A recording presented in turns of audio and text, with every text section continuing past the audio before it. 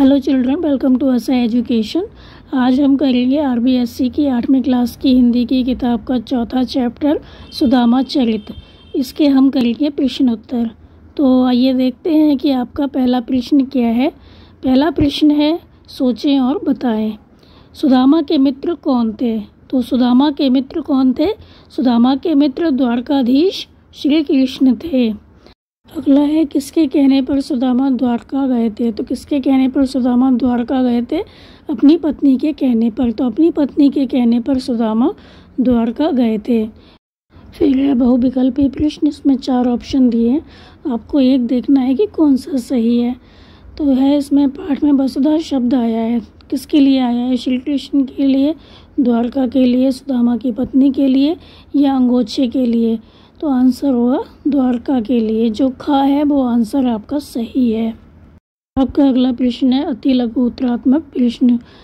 तो पहला है, श्री कृष्ण कहाँ के राजा थे? आंसर होगा श्री कृष्ण द्वारका के राजा थे। फिर है, सुदामा श्री कृष्ण के लिए भेंट स्वरूप क्या ले गए थे?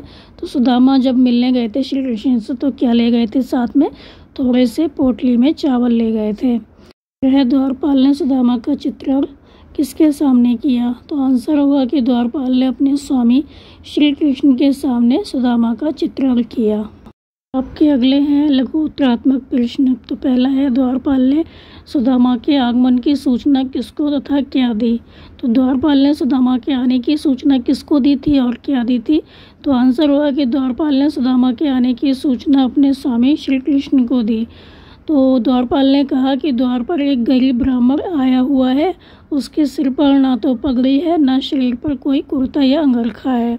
उसकी जो धोती है वो फटी हुई है और कंधे पर एक पुराना दुपट्टा है, परंतु पैरों में जूते नहीं हैं और वो अपना नाम सुदामा बता रहा है और वो आपके महल का पता पूछ रहा है। फिर अगला प्रश्न है, श्री कृष्ण ने सुदामा के पाँव कैसे धोए? उक्त क्रिया वाली पंक्तियाँ सवैया में से छांट कर लिखिए। तो उन्होंने पैर कैसे धोए थे सुदामा के? तो वो वाली जो पंक्तियाँ हैं वो आपको यहाँ पर लिखनी है। तो श्री कृष्ण ने सुदामा की दीन दशा एवं कष्टमय जीवन को देखा तो उनके क्या हुए? आंसू निकल आए। उन्होंने उन आंसुओं से ही सुदामा के पैर धोए। तो इस क्रिया वाली जो पंक्तियां हैं वो हैं, पानी प्रांत को हाथ छुयो नहीं, नैनन के जल सो पग धोए। मतलब जो प्रांत में पानी था उसको तो हाथ से छुआ ही नहीं, उनकी आंखों से जो आंसू निकल रहे थे उसी से उन्होंने सुदामा के पग यानी कि पैरों को धो दिया। अगला प्रश्न है जो कि है आपके दीर्घ उत्तरात्मक प्रश्न। तो पहला है, निम्नलिखित पंक्तियों की सप्रसंग व्याख्या कीजिए। पंक्तियां हैं, 5 सुपारी बिचारो तू देख के, भेंट को चारे न चाउर मेरे। तो प्रसंग हम लिखेंगे पहले कि प्रस्तुत पंक्तियां या प्रस्तुत काव्य पंक्तियां नरोत्तम दास द्वारा रचित सुदामा चरित शीर्षक से ली गई हैं। पत्नी के बार बार द्वारका जाने की जिद पर सुदामा अपनी गरीबी पर विचार करते हुए अपनी पत्नी को अपनी विवशता बता रहे हैं। तो इन पंक्तियों में जो सुदामा जी हैं वो अपनी गरीबी की जो विवशता है वो अपनी पत्नी को बता रहे हैं। क्या कह रहे हैं वो? व्याख्या, सुदामा ने अपनी पत्नी से कहा कि किसी से मिलने जाने पर कुछ भेंट ले जानी पड़ती है। तो 5 सुपारी विचार तो देख के, तो वो क्या कहते हैं? श्री कृष्ण तो द्वारका के राजा हैं, उनसे मिलने के लिए कोई ना कोई भेंट अवश्य ले जानी चाहिए। तुम अच्छी तरह विचार कर लो कि उनसे भेंट के लिए 5 सुपारी तो ले जानी ही चाहिए। 5 सुपारी विचार तो देख के, विचार तो देख के तुम विचार करके देखो कि 5 सुपारी तो ले जानी चाहिए, परंतु मेरे पास 5 सुपारी तो दूर थोड़े से चावल भी नहीं हैं। भेंट को चारे न चाउर मेरे। तो वो क्या कहते हैं कि मेरे पास 5 सुपारी तो बहुत दूर की बात है, मेरे पास तो भेंट के लिए चावल भी नहीं है। अर्थात सुपारी जैसी कीमती चीज़ के स्थान पर साधारण सी 4 मुट्ठी चावल भी नहीं है। फिर द्वारकाधीश से मेरी भेंट कहाँ तक ठीक है? मतलब मैं कैसे जाऊँ खाली हाथ, और भेंट की वस्तु की व्यवस्था कहाँ से हो सकेगी? तो इन पंक्तियों में जो सुदामा जी हैं वो अपनी पत्नी से ही कह रहे हैं कि विचार तो देख के तू विचार कर सोच कि 5 सुपारी तो भेंट के लिए ले जानी ही चाहिए, लेकिन मेरे पास न चाउर मेरे पास तो 4 मुट्ठी चावल भी नहीं है, तो मेरा वहाँ जाना किस तरह से ठीक रहेगा। फिर आपका अगला प्रश्न है कि सुदामा की दुर्दशा देखकर, बुरी दशा देखकर श्री कृष्ण की क्या स्थिति हुई, लिखिए। तो आंसर होगा कि सुदामा की दुर्दशा देखकर श्री कृष्ण जो थे वो बहुत दुखी हो गए। वे अपने मित्र सुदामा के पैरों पर फटी विवाइयाँ देखकर रोने लगे और उन पर चुभे कांटों को देखकर उनके कष्टों का अनुमान लगाने लगे।